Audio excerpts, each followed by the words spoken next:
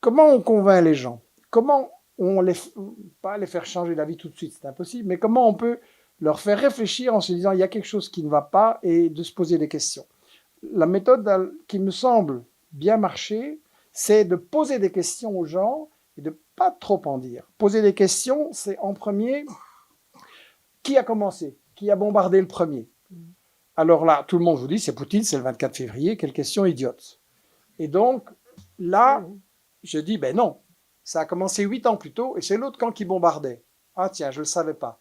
Pourquoi les médias ne vous disaient pas que l'autre camp, les gentils, les bons, massacraient et ont tué à Donetsk, ça s'appelle l'allée des anges et vous avez des photos bouleversantes de tous des enfants en bas âge qui ont été tués par les troupes de Kiev.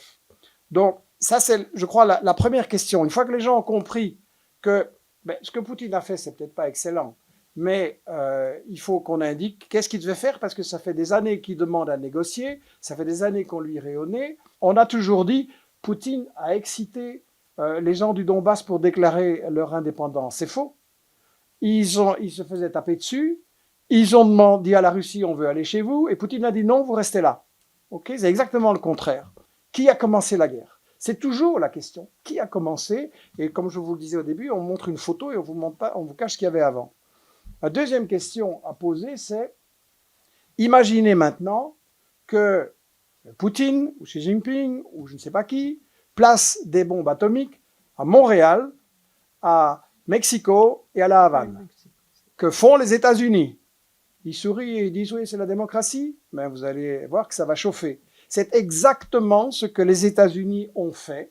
Ils avaient promis solennellement en 89, James Baker à Gorbatchev, Kohl et Genscher aussi au ministre correspondant, ils avaient dit l'OTAN n'avancera pas d'un mètre. Depuis lors, ils ont ramassé 14 pays et ils sont arrivés à 9 minutes de leur missile de Moscou et ils veulent aller encore plus près.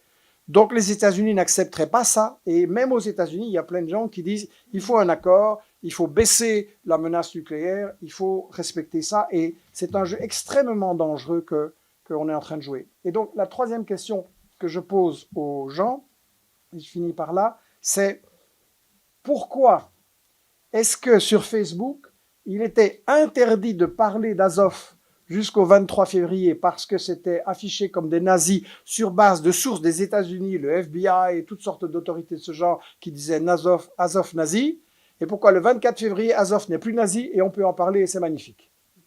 Donc je crois que quand on a trois questions comme ça qui répondent à ce que tu as dit, on a aussi une manière de lancer la discussion et de amener les gens à réfléchir. Oui, il y a des contradictions dans ce qu'on nous dit, il faut que je commence à aller vérifier.